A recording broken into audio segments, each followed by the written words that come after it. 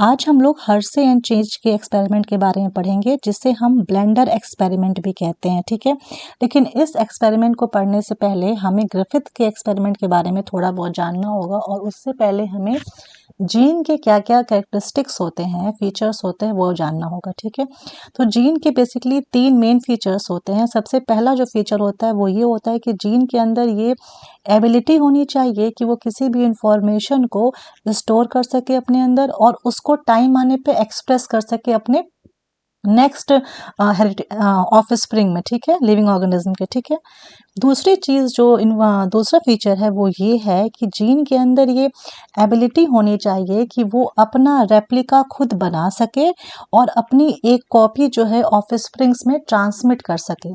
तभी तो जो अनुवांशिकी है वो आगे बढ़ती रहेगी। ठीक है, और तीसरा जो इम्पॉर्टेंट फैक्टर है जीन का, कि जीन के अंदर ये क्षमता होनी चाहिए या फिर एक मैकेनिज्म ऐसा होना चाहिए जिससे वो म्यूटेशन उसके अंदर हो सके। क्योंकि अगर जीन में म्यूटेशन नहीं होगा तो कोई भी जो है बायोलॉजिकल वेरिएशन नहीं जनरेट होगा। बायोलॉजिकल वेरिएशन मतलब कि कोई भी विविधता जनरेट नहीं होगी, और जब विविधता नहीं होगी तो फिर एवोल्यूशन कैसे होगा। तो विकास के लिए, एवोल्यूशन के लिए एक जीन का म्यूटेट होना भी बहुत ज़रूरी है, ताकि बायोलॉजिकल वेरिएशन आ सके, वरना सब एक जैसे ही दिखाई देंगे। ठीक है, तो ये हमारी जीन की प्रॉपर्टीज़ है। अब बेसिकली जो हमारा क्रोमोसोम होता है, क्रोमोसोम बना होता है 2 चीज़ों से, ये सबको पता है। एक होती है प्रोटीन और दूसरा होता है डीएनए। ठीक है, इन 2 चीज़ों से मिलकर के हमारा क्रोमोसोम बना होता है।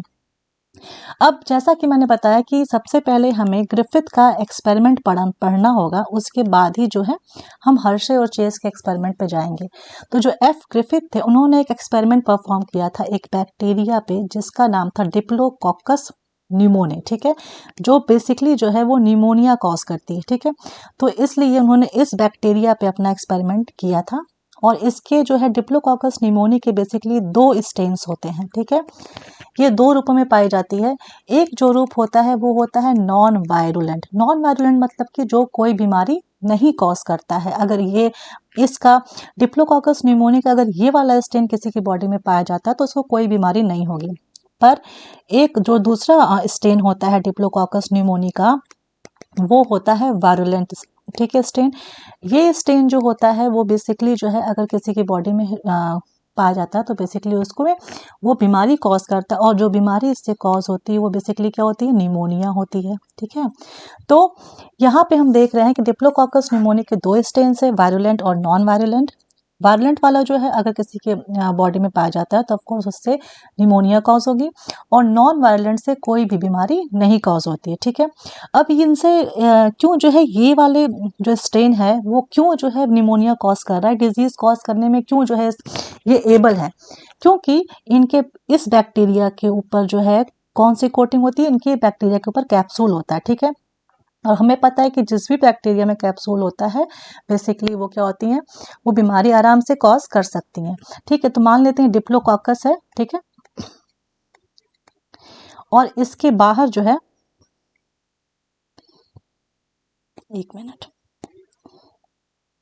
इसके बाहर ये कैप्सूल है। ठीक है, तो क्योंकि जब बैक्टीरिया के बाहर कैप्सूल होता है तो इसका जो सरफेस होता है ना, ऊपर की जो सतह होती है वो स्मूथ होती है, चिकनी होती है, और चिकनी होने की वजह से इस बैक्टीरिया को हम एस टाइप बैक्टीरिया कहते हैं या फिर स्मूथ टाइप बैक्टीरिया कहते हैं। ठीक है, वहीं दूसरी ओर जो हमारी नॉन वायलेंट बैक्टीरिया है उसके बाहर जो है उसके सरफेस पे डिप्लोकोकस निमोनिया के कोई कैप्सूल नहीं होता है, ये नॉन कैप्सुलेटेड होती है। ठीक है, अब क्योंकि ये नॉन कैप्सुलेटेड है इसलिए बीमारी नहीं कॉज, डिजीज नहीं कॉज कर पाती है। इसके अंदर वो कैपेबिलिटी, एबिलिटी या क्षमता नहीं है कि बीमारी कॉज कर पाए, और इसका सरफेस रफ होता है। क्या होता है, इसकी सतह क्या है, ये रफ होती है, इसलिए इसको हम कहते हैं आर टाइप बैक्टीरिया। ठीक है, तो यहाँ पे हम कह सकते हैं कि जो 2 स्टेन डिप्लोकोकस निमोनिया के पाए जाते हैं, एक होता है एस टाइप और दूसरा होता है आर टाइप।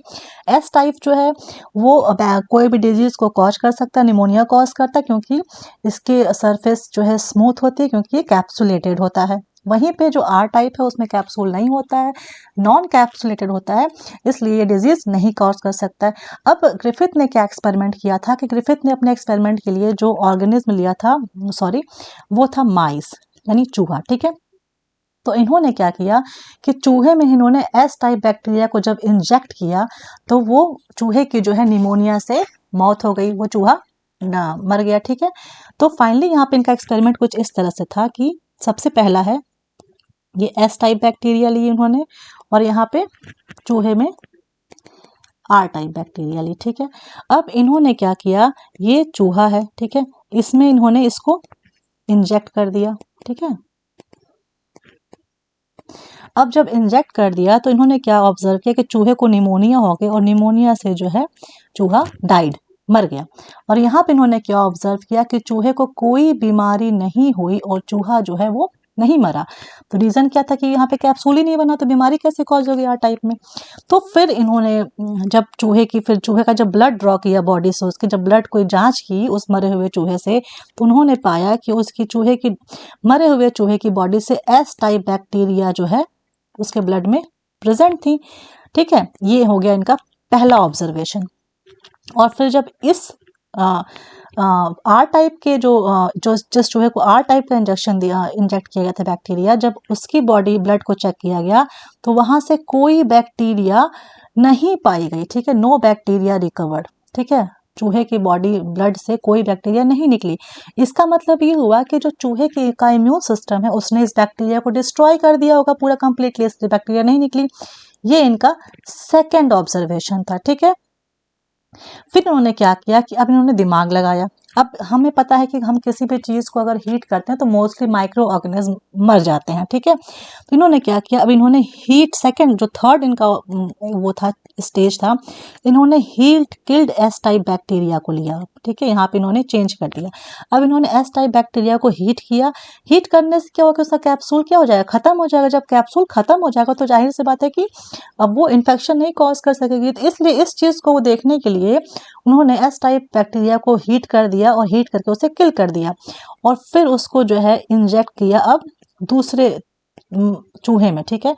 तो उन्होंने पाया कि इसको कोई डिजीज नहीं हुई, ठीक है तो ये एस टाइप बैक्टीरिया ही, पर कोई डिजीज नहीं हुई। तो और जब उसका ब्लड चेक किया गया चूहे का तो इसके ब्लड से ये निकला कि कोई बैक्टीरिया नहीं मिली उसके बॉडी से, कोई भी एस टाइप बैक्टीरिया मिले ही नहीं उसके बॉडी से, ठीक है। तो इससे इन्होंने ये कंक्लूजन निकाला कि पक्का हीट किल करने से एस टाइप बैक्टीरिया का कोट कैप्सूल डिस्ट्रॉय हो गया। जब कैप्सूल डिस्ट्रॉय हो गया तो इस वजह से जो है माइस में अब जो पैथोजेनिक प्रॉपर्टी थी बैक्टीरिया की वो खत्म हो गई, तो वो कोई डिजीज नहीं कॉज कर पा रही, वो माइस जो चूहा है वो हेल्दी है, ठीक है। फिर उन्होंने क्या किया, अब यहाँ पे इन्होंने एक अलग जो है, ये इनका हो गया थर्ड ऑब्जर्वेशन, ठीक है। अब फोर्थ में क्या किया, इन्होंने एक अलग स्ट्रेटेजी अपनाई। इसमें इन्होंने क्या किया कि आर टाइप बैक्टीरिया ली और इस आर टाइप बैक्टीरिया में इन्होंने heat killed S type bacteria को भी मिला दिया, ठीक है। इन दोनों को अब मिला करके और इन्होंने माइस में जो है चूहे में इसे इंजेक्ट कर दिया। जब इन्होंने चूहे में इंजेक्ट किया तो फाइनली इन्हें रिजल्ट क्या देखने को मिला कि चूहा जो है उसकी मौत हो गई, ठीक है। और जब उसका ब्लड चेक किया गया, चूहा का ब्लड है ना, निकाल के जब टेस्ट किया गया तो उसमें पाया गया कि उसके ब्लड में बहुत सारी एस टाइप बैक्टीरिया जो है वो पाई गई हैं। तो इससे ये कंक्लूजन, अब ग्रिफिथ को लगा कि जब मैंने एस टाइप बैक्टीरिया को हीट किल कर दिया और तब माइस में डाला तो कोई बैक्टीरिया नहीं निकली, लेकिन जब इसी heat kill S type bacteria को मैंने आर टाइप बैक्टीरिया के साथ मिला करके माइस में इंजेक्ट किया तो वो माइस मर गया बिकॉज ऑफ निमोनिया और उसकी बॉडी से आर टाइप की बजाय हमें एस टाइप बैक्टीरिया मिल रही हैं। ये इनका फोर्थ ऑब्जर्वेशन था और इसके बाद तब ग्रिफिथ ने कंक्लूजन निकाला, ठीक है। तब ग्रिफिथ ने ये कंक्लूजन निकाला कि जब हमने एस टाइप बैक्टीरिया को हीट किया तो पक्का कुछ ना कुछ ऐसा मटेरियल पीछे रह गया जो जब आर टाइप बैक्टीरिया के कांटेक्ट में आया तो उसने पूरी ही प्रॉपर्टी चेंज कर दी और आर टाइप बैक्टीरिया को एक नई प्रॉपर्टी दे दी और उस कुछ जो चीज जो मटेरियल बच गया था वही आर टाइप बैक्टीरिया को फाइनली ट्रांसफॉर्म कर दिया एक एस टाइप बैक्टीरिया में, ठीक है। पर वो इस कंक्लूजन तक नहीं पहुंच पाए कि वो चीज क्या थी, बट उन्होंने ये कंक्लूड किया कि समथिंग वाज लेफ्ट बिहाइंड, है ना, some material was left behind and when it came in contact with R type bacteria, तो उसने जो है उस मटेरियल ने आर टाइप बैक्टीरिया को जो है एकदम से ट्रांसफॉर्म कर दिया एस टाइप बैक्टीरिया में, और जिससे जो है पूरी प्रॉपर्टी ही आर टाइप बैक्टीरिया की चेंज हो गई, ठीक है। बाद में, बहुत बाद में ये मालूम चला कि वो जो मटेरियल लेफ्ट बचा हुआ था वो बेसिकली क्या था, उसी को हम जेनेटिक मटेरियल कहते हैं। और ये जो इनका एक्सपेरिमेंट था ग्रिफिथ का, इस एक्सपेरिमेंट को कहते हैं बैक्टीरियल ट्रांसफॉर्मेशन एक्सपेरिमेंट, क्योंकि यहाँ पे एक आर टाइप बैक्टीरिया जो है एस टाइप बैक्टीरिया के में परिवर्तित हो गई। तो फाइनली ये पाया गया कि आर टाइप बैक्टीरिया में कोई भी वो नहीं होता है कैप्सूल, और जब वो एस टाइप के संपर्क में आई तो उसके ऊपर कैप्सूल बन गया, वो एस टाइप बन गई, ठीक है। तो इस तरह से ये ग्रिफिथ का एक्सपेरिमेंट था। बाद में एवरी, मैक्लॉयड और मैकार्टी ने फाइनली जो है ये प्रूफ किया कि जो बैक्टीरियल ट्रांसफॉर्मिंग एजेंट जिसकी वो बात कर रहे थे ग्रिफिथ अपने एक्सपेरिमेंट में, वो एक्चुअली में डीएनए था, ठीक है। अब इन्होंने ये चीज कैसे करी, इन्होंने क्या किया, एवरी,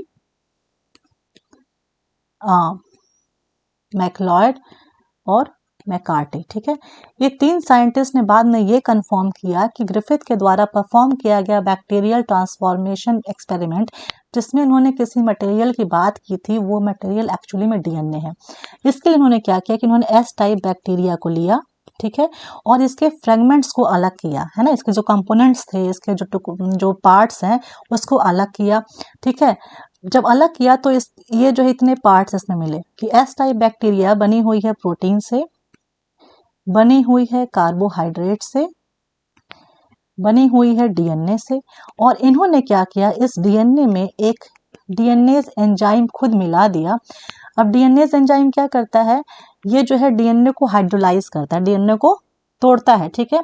तो उन्हें लगा कि अगर डीएनए में कोई इम्प्योरिटी होगी जो इस ट्रांसफॉर्मेशन के लिए वो है रिस्पॉन्सिबल है, तो वो अगर डीएनए को पूरा खत्म कर देगा तो इम्प्योरिटी बच जाएगी, तो वो इम्प्योरिटी मालूम चल जाएगा, हाँ इम्प्योरिटी से जो है ये बैक्टीरिया आर टाइप से एस टाइप हो गई, ठीक है।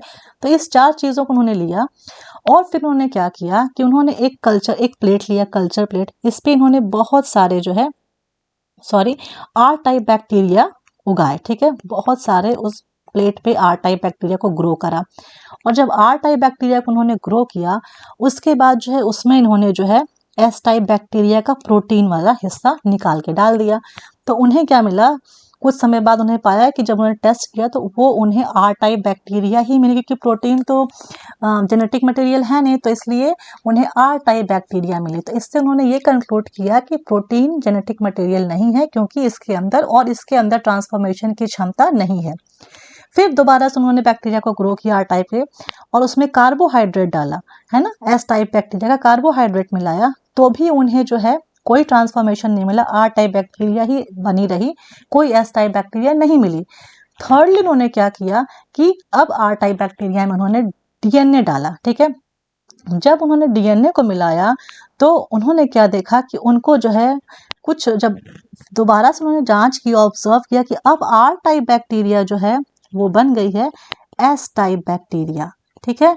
तो इससे इन्होंने ये कंक्लूड किया कि जो मटेरियल की बात ग्रिफिथ अपने एक्सपेरिमेंट में कर रहे थे वो मटेरियल डीएनए है, और डीएनए में ही वो क्षमता है, वो पॉसिबिलिटी है कि वो जो है ट्रांसफॉर्म कर सकता है बैक्टीरिया को आर टाइप से एस टाइप में। उसके बाद उन्होंने डीएनए प्लस डीएनए का मिक्सचर डाला कि क्या पता डीएनए में कोई ऐसी इम्प्योरिटी हो सकता है वो रिस्पॉन्सिबल हो आर टाइप को एस टाइप में कन्वर्ट करने में। तो जब उन्होंने डीएनए डाला तो भी जो है उन्हें सिर्फ आर टाइप बैक्टीरिया मिली। इसका मतलब ये हुआ कि ना ही कोई इम्प्योरिटी, ना ही कोई प्रोटीन और ना ही कोई कार्बोहाइड्रेट रिस्पॉन्सिबल है बैक्टीरियल ट्रांसफॉर्मेशन के। सिर्फ और सिर्फ डीएनए ही एक ऐसा मटेरियल है जो रिस्पॉन्सिबल है बैक्टीरियल ट्रांसफॉर्मेशन के, और जिसकी वजह से एक आर टाइप बैक्टीरिया जो है एक एस टाइप बैक्टीरिया बन जाती है। तो फाइनली ये एक्सपेरिमेंट इस तरह से इन्होंने किया कंक्लूड। अब हम आते हैं हर्शे और चेस के एक्सपेरिमेंट पे। जो मैं अभी बताऊंगी। हर्शे एंड चेस के एक्सपेरिमेंट से पहले हमें पहले से पता है कि जो वायरस होता है वो है एक ऑब्लिगेट इंट्रासेलुलर पैरासाइट, ठीक है। और हमें पता है कि वायरसेस जो हैं उनका जो उनके होस्ट होते हैं उस हिसाब से उनका नाम पड़ता है, ठीक है। तो अगर एक वायरस का होस्ट एनिमल है, ठीक है, तो वो क्या कहा जाए, एक एनिमल वायरस अगर है तो उसे हम जूफेजिनी कहेंगे, ठीक है। पर अगर एक प्लांट वायरस है तो उसे हम फाइटोफेजिनी कहेंगे। और अगर बैक्टीरियल वायरस है तो उसके हम दो तरह के बैक्टीरियल वायरस हैं, एक जो साइनोबैक्टीरिया को इन्फेक्ट करता है जिससे हम तब उसे हम साइनोफेज कहेंगे, ठीक है। और दूसरा जो बैक्टीरियाज को इन्फेक्ट करता है उसे हम कहेंगे बैक्टीरियोफेज, ठीक है। तो हर्शे एंड चेज ने बेसिकली जिस वायरस पे ये एक्सपेरिमेंट परफॉर्म किया था वो था बैक्टीरियोफेज, एक ऐसा वायरस जो बैक्टीरिया पे में इन्फेक्शन, वो बैक्टीरिया में रहता है उसे इन्फेक्ट करता है, ठीक है। और ये जो बैक्टीरियोफेज है वो एक T2 फेज वायरस है, ठीक है। अब ये बैक्टीरियोफेज जो है इसका होस्ट कौन होता है, किसको ये अपना होस्ट बनाता है, ये बेसिकली एसर्जिया कोलाई को अपना होस्ट बनाता है, ये इस बैक्टीरिया को अपना होस्ट बनाता है, ठीक है। अब हम देखते हैं कि ये बैक्टीरियोफेज की बनावट कैसी होती है। तो जो बैक्टीरियोफेज होता है, ये ड्राइंग सही नहीं है इसके लिए,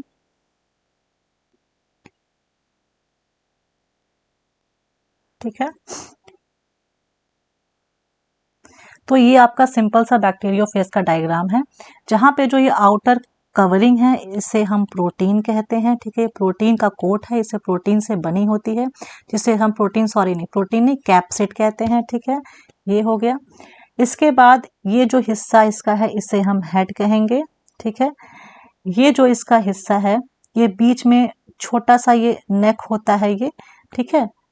और लास्ट में ये पूरा इसका टेल होता है, ठीक है। 3 पार्ट में बॉडी बटी होती है, इसे कहते हैं टेल प्लेट्स और इसे कहते हैं टेल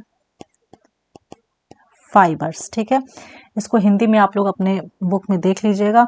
और जो इसमें जेनेटिक मटेरियल होता है वो डबल स्ट्रैंडेड डीएनए होता है।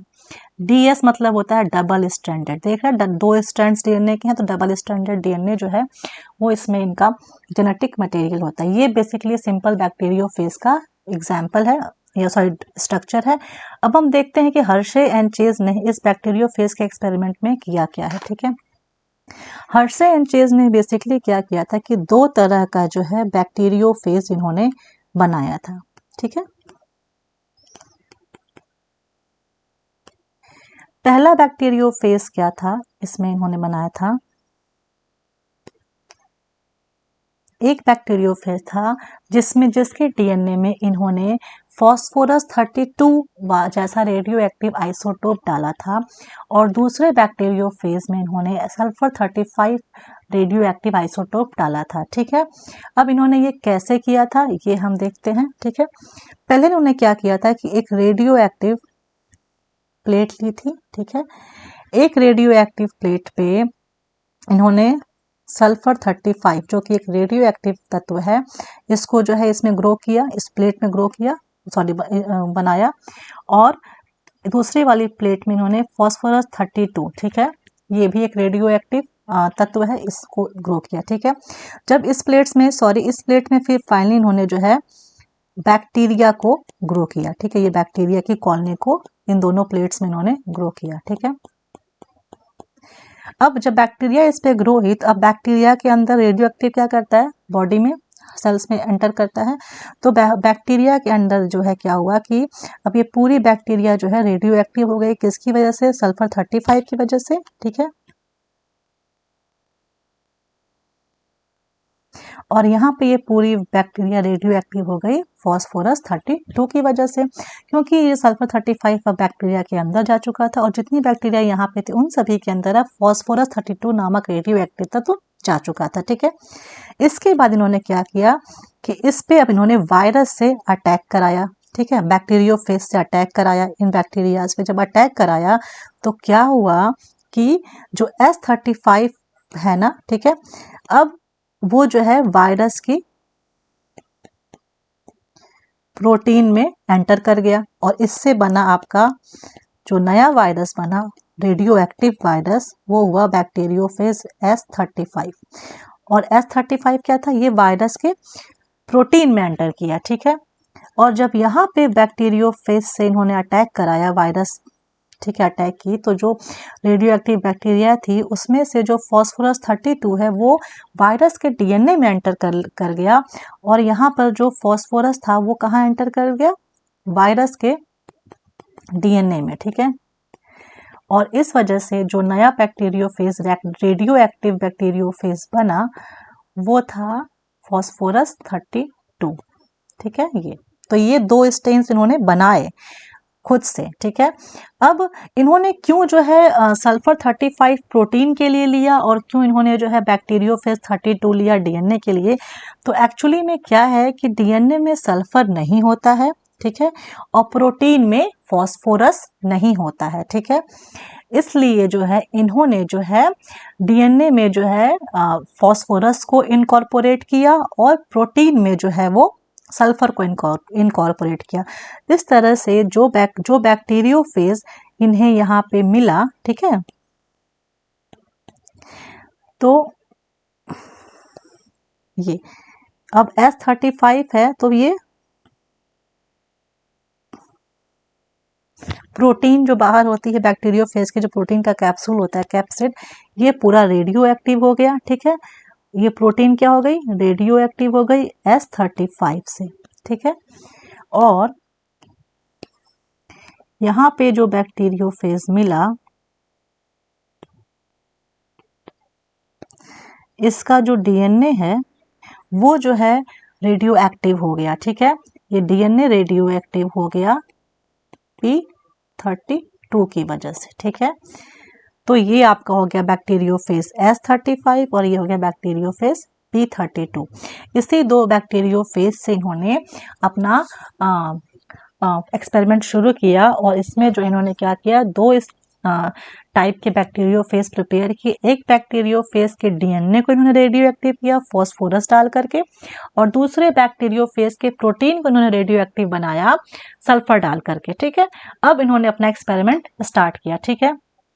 इस एक्सपेरिमेंट में इन्होंने क्या किया कि सबसे पहले इन्होंने जो है जो ई कोलाई बैक्टीरिया होती है, ठीक है, उसके ऊपर जो है इन्होंने जो है इन्फेक्शन कराया इस वायरस का। ये मान लेते हैं ये ई कोलाई बैक्टीरिया है, तो ये आके इस पे अटैच करेगा और ये जेनेटिक मटेरियल इसके अंदर मूव कर जाता है बैक्टीरिया, फिर ऐसे ही तो अटैक करता है, ये अटैच करता है अपने टेल फाइबर से, पकड़ता है बैक्टीरिया को और डीएनए को इसमें अंदर ट्रांसफर कर देता है, ई कोलाई में जो इन्फेक्शन कॉज करती है, ठीक है।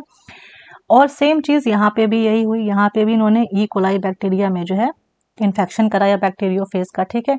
और जब इन्फेक्शन कराया उसके बाद इन्होंने क्या किया, इस मिक्सचर को जो है वो हल्का सा जो है ब्लेंडर में क्या किया एजिटेट किया, हल्का सा हिलाया ताकि जो बैक्टीरियोफेज है और जो बैक्टीरिया अब क्या हो जाए, अलग अलग हो जाए, ठीक है, अलग अलग हो जाए। और इसलिए उन्होंने थोड़ा सा सेंट्रीफ्यूज किया हल्का सा मिक्सचर को। जब सेंट्रीफ्यूज कर लिया हल्का सा मिक्सचर को, तो इन दोनों मिक्सचर्स को अलग अलग इन्होंने क्या किया, सेंट्रीफ्यूज किया ताकि बैक्टीरियोफेज अब अलग हो जाए, जो उसका बचा हुआ पार्टिकल है और जो बैक्टीरिया है वो अलग हो जाए।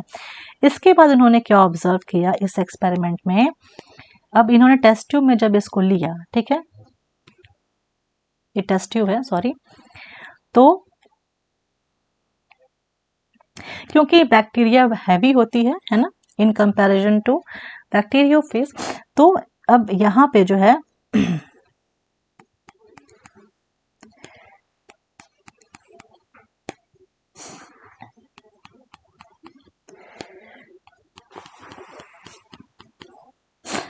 अब बैक्टीरिया जो है क्योंकि वो हैवी होती है इसलिए वो बॉटम में बैठ गई, नीचे सेटल हो गई, ठीक है।